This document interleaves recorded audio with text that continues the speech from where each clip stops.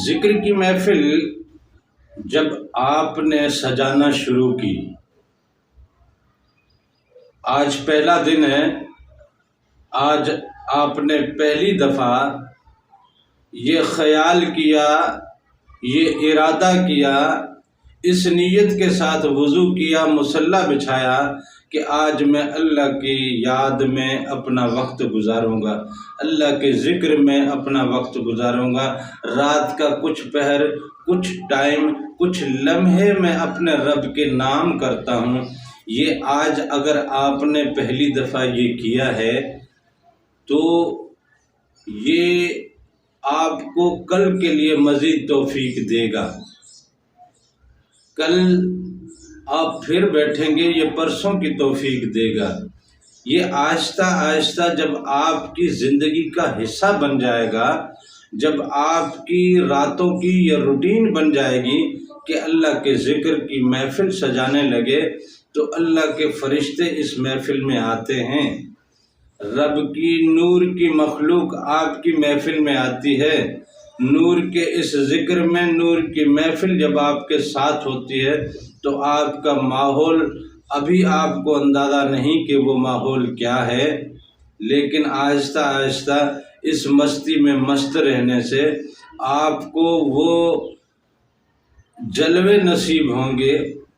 آپ کو پھر وہ دیدار نصیب ہوگا، آپ کو وہ محفل محسوس ہوگی، آپ کو یوں لگے گا کہ آپ کے ساتھ بہت بڑا مجمع ہے۔ اور جب بھی کہیں اللہ تعالیٰ کا ذکر ہوتا ہے تو کچھ فرشتے اسی لیے اللہ نے تخلیق کیے ہیں کہ جاؤ زمانے میں گھومو اور دیکھو کہیں پہ کوئی میرے ذکر میں اگر گم ہو تو جاؤ اس کی محفل میں شامل ہو جاؤ۔ پھر جب وہ آتے ہیں اور دیکھتے ہیں کہ کوئی بندہ اللہ کے ذکر میں لگا ہوا ہے تو وہ پھر باقی فرشتوں کو بلاتے ہیں۔ حدیث میں آتا ہے کہ یوں فرشتے جمع ہوتے ہیں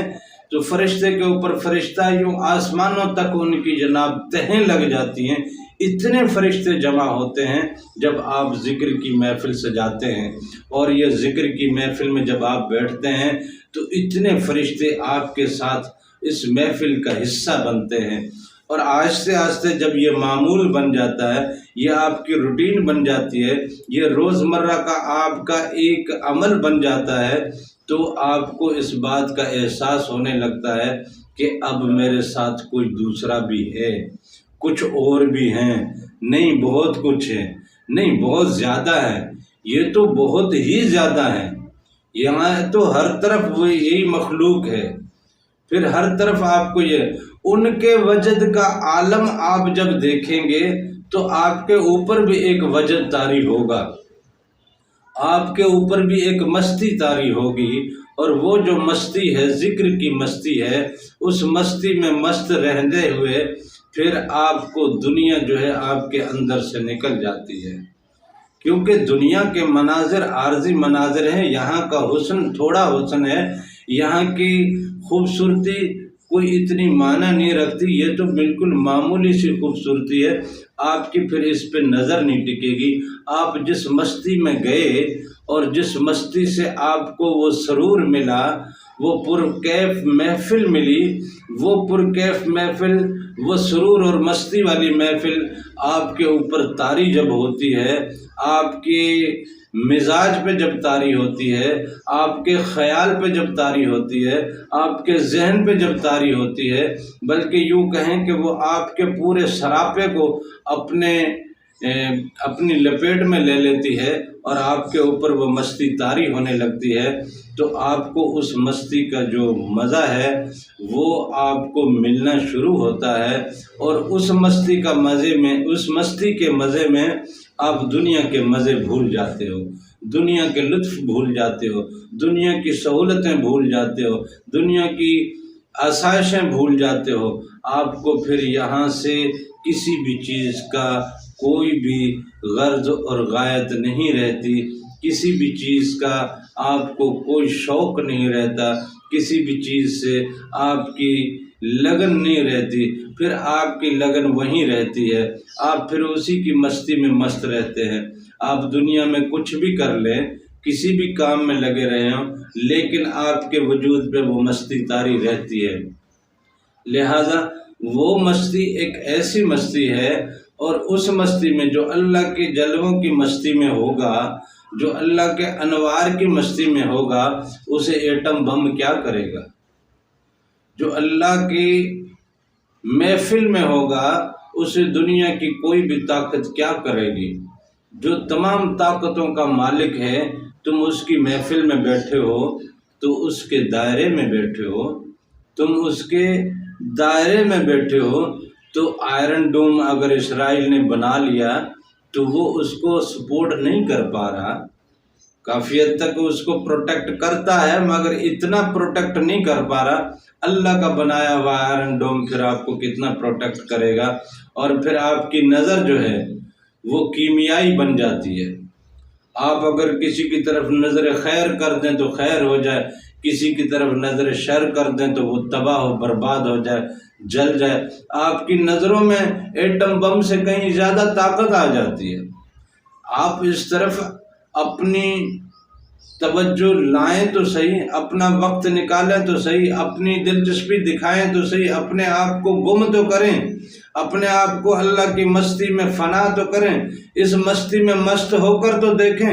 اس مستی میں جب مست ہو جائیں گے تو آپ کو تب محسوس ہوگا کہ خلافت کا رتبہ جو اللہ نے دیا ہے وہ کتنی بڑی طاقتوں والا رتبہ ہے، کتنی بڑی عظمتوں والا رتبہ ہے، کتنے بڑے شان و شوکت والا رتبہ ہے، کتنے بڑے فیصلے کرنے والا رتبہ ہے، کتنا بڑا تقسیم دینے والا ایک رتبہ ہے کہ اللہ کی عطا کو پھر تم تقسیم کرنے لگتے ہو۔ کہیں رحمتیں تقسیم کرتے ہو، کہیں برکتیں تقسیم کرتے ہو، کہیں شفا تقسیم کرتے ہو، کہیں عطا تقسیم کرتے ہو، کہیں فضل تقسیم کرتے ہو۔ وہ آپ کو قاسم بنا دیتا ہے۔ حضور نبی کریم نے بھی فرمایا نا کہ اللہ تعالیٰ عطا کرنے والا ہے، میں تقسیم کرنے والا ہوں۔ حضور کے بعد پھر یہ سلسلہ آخر قیامت تک تو چلنا ہے نا۔ جو کوئی بانٹنے والا ہی نہیں ہوگا تو قیامت کے روز کوئی سوال کر دے کہ مالک ہمیں تو حضور کے دور میں نہیں پیدا کیا، تو ہم تک یہ چیز آئی نہیں، کوئی بانٹنے والا ہی نہیں تھا، تو اللہ کی حجت نہیں رہے گی۔ اللہ نے اس حجت کے لیے ہر دور میں کوئی نہ کوئی بانٹنے والا پیدا کیا ہے، اور وہ بانٹنے والا وہی ہوتا ہے جو اپنے آپ کو اللہ کی مستی میں مست رکھتا ہے، اللہ کی محفل میں اپنے آپ کو گم رکھتا ہے۔ دنیا کی محفلوں کا کتنا شوق اپناؤ گے، کتنا شوق رکھو گے، یہ تمام محفلیں آپ کو چند لمحوں کا سکون دیں گی اور چند دنوں تک یاد رہیں گی، پھر وہی مصیبتیں آپ کے گلے میں۔ لیکن اگر آپ اللہ کی محفل میں چلے گئے، وہاں کی مستی آپ کے طاری ہو گئی، تو پھر آپ کی زندگی میں وہ مستی آپ کے وجود کا حصہ بن جاتی ہے۔ آپ اس مستی میں مست رہتے ہو، اور پھر اللہ کا کرم آپ کے صرف نظر کا اور آپ کے ارادے کا اور آپ کے خیال کا منتظر رہتا ہے۔ وہ کرم کرنے والا ہے، آپ کرم بانٹنے والے بن جاؤ گے۔ وہ رحم کرنے والا ہے، آپ رحم بانٹنے والے بن جاؤ گے۔ وہ رزق دینے والا ہے، آپ رزق بانٹنے والے بن جاؤ گے۔ یہی وجہ ہے کہ فقیروں اور درویشوں کے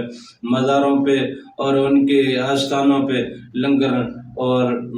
نظر نیاز چلتی رہتی ہے، بھوکوں کو کھانا کھلایا جاتا ہے، کتنے ہی سائل آتے ہیں، مرادیں پاتے ہیں۔ یہ تب ہوتا ہے جب اس کی مستی میں مست ہوا جائے۔ لہٰذا اس کی مستی میں مست ہوئے بغیر زندگی کا مزہ نہیں ہے، نہ یہاں مزہ ملے گا نہ وہاں مزہ ملے گا۔